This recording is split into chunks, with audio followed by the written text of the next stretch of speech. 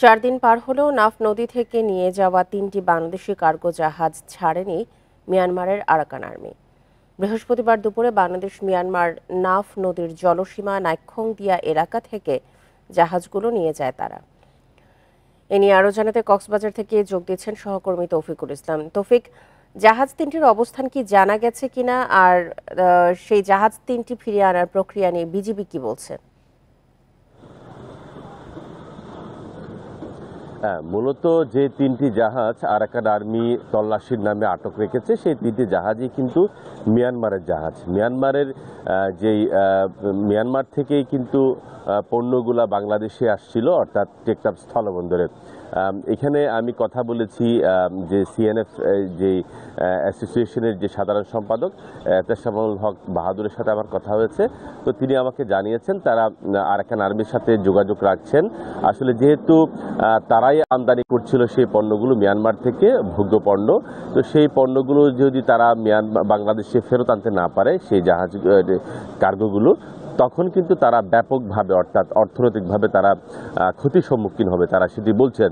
তবে আপনি জানেন মিয়ানমারের যে মংডু টাউনশিপ আরাকান আর্মি দখল করার পর থেকে সেখানে অর্থাৎ বাংলাদেশের সাথে মিয়ানমারের বাণিজ্য অনেকটা ভাটা পড়ে যায়। তো নতুন করে যেহেতু তারা আবার যোগাযোগ রক্ষা করে মিয়ানমার থেকে পণ্য আমদানি করছিল, তো সেই সময় আসলে 4টি কার্গো আটকের খবর আমরা পেয়েছি।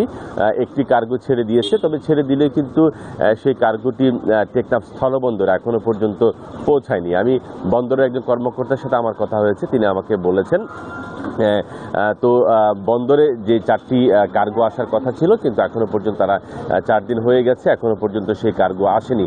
তবে সিএনএফ যারা ব্যবসায়ী আছেন তারা কিন্তু সার্বক্ষণিক যোগাযোগের চেষ্টা করছেন।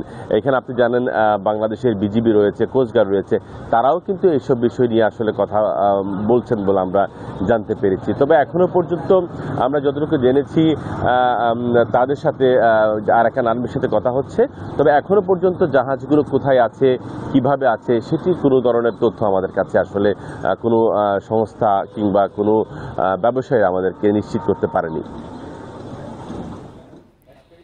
কক্সবাজার থেকে কার্গো জাহাজ উদ্ধার প্রক্রিয়ার সবশেষ তথ্য নিয়ে জানাচ্ছিলেন আমাদের সহকর্মী তৌফিকুল ইসলাম।